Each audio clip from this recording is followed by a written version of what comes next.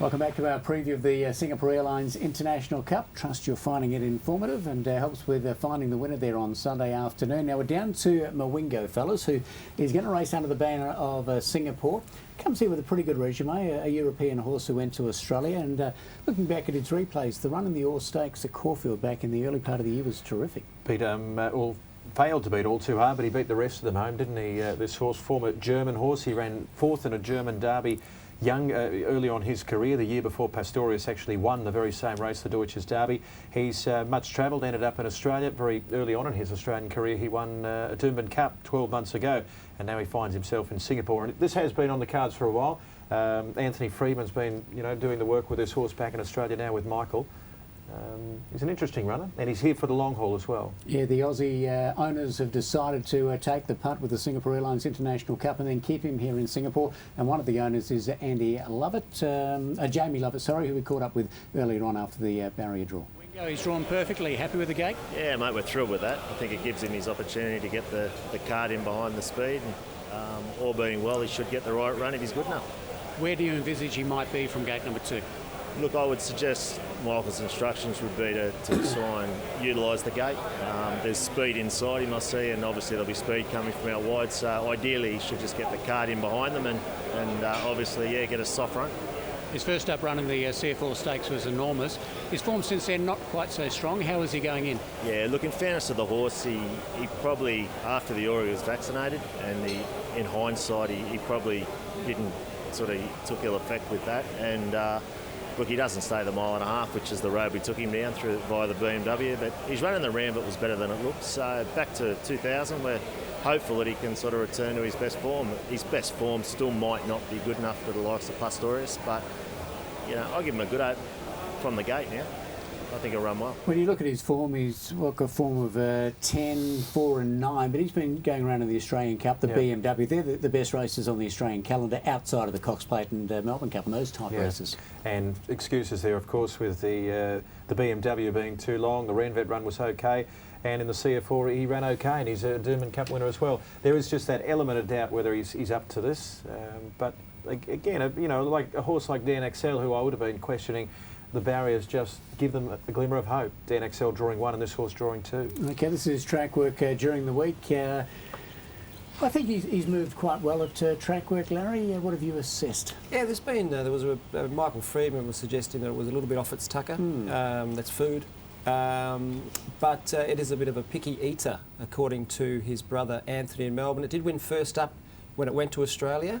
It beat Erisset that day. Erisset's running around in Melbourne tomorrow. On Saturday, that could be a good form line. Yeah, well, maybe, you never know. This is quite remarkable. 19th of the 5th, 2012, exactly 1 year ago to the date. And on the Sunday, yeah, quite correct. Yeah, it was on the Saturday then because it was a year ago. But are we giving it a chance? I haven't put it top 4. I don't think you can. No, I think it's tempting to go for the more glamorous French form or something like that, but I will ask the question: do you treat him as a local or an international? Oh well, he gets on the local sheets, and a local local can't win it. I'm not sure the locals are going to be cheering him if he wins. No.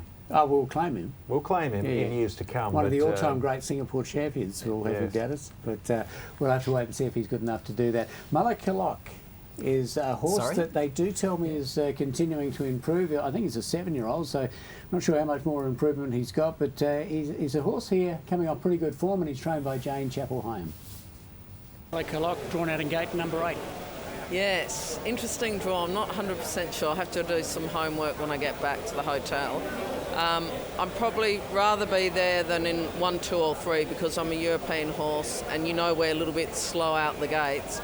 And that would have concerned me being shuffled back to last. So maybe gate 8 works out okay for me to, they're going to go hard into the first bend, so I'll probably end up being about 5th, 6th in the race. I guess the horse couldn't be in better form coming here. His win at Newmarket looked very smart. Yep, no, he's improving. We've done so much in handicaps. We had to go over to Group 3 in listed racing. I know it's not Group 1 racing, which a lot of the others in the field have been up to, but we're here to take our chance, and like you said, we're improving, and those races we've been carrying £6 penalties, £3 penalties, and we've been going away, so I'm happy. And the condition of the horse leading into it, how's he done since arriving in Singapore? Now that he's here, he's fine, but we had a little bit of a hiccup when we arrived at quarantine. He was separated from Belmont Mass, and they'd travelled 27 hours together, and there was a lot of neighing and winning going on. So in the end, the vets decided to put them together in a barn, and he's back to his race weight, which is 485, so I'm happy. Okay, Jane Chapel-Hine, the trainer of Mull of Kalok. We'll have a look at his win at Newmarket. It was a sound effort. The point she makes is, he's coming through Group 3, Group 2 races over there, whether he's good enough for these horses. Well, they're here to take their chance, and I dare say she likes a trip to Singapore as well after the success she had last year with the Sprinter Secret Asset, and George Baker's back to ride this horse, as he did last year with Secret Asset. Why not have a go? And it got to that stage over there with multiple wins at Newmarket where it was the next step. A couple of wins at Group 3 level, and here he is in an international Group 1. I, for one, think he'll come up short, but he's taking his chance. I love it too when people do take that chance. It's easy to sit home in your box and race the same horses every week. But when you get out there and have a crack, that's what I really like to see. Didn't see a lot of him at track work early on in the week, but he sort of slowly, Wednesday, Thursday, came out and gave us a bit of a look. Well, as she said, he got a little bit of a friendship on the trip over, so the vets did a good job sort of sorting that out pretty quickly. The vets always do a good job.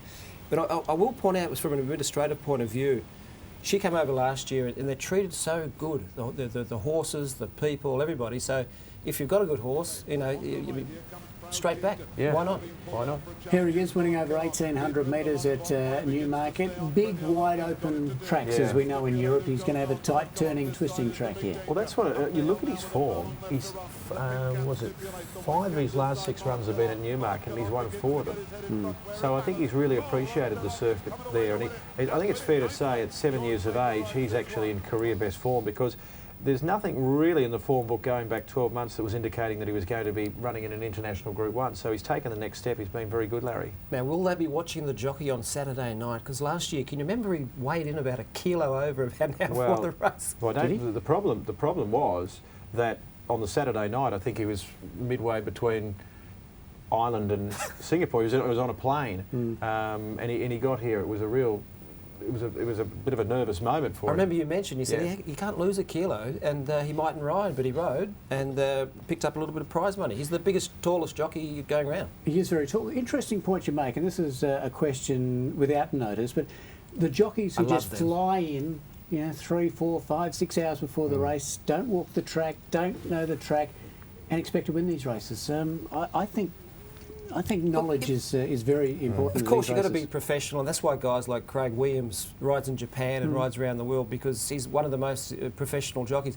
My view, it's a bit like Laurie Laxton said years ago, he said, if you're going to copy someone, if you want to be the best, you do everything they do, not just half, because then you're wasting your time. So if Craig Williams, for example, does this, I think every jockey should do it. Yeah.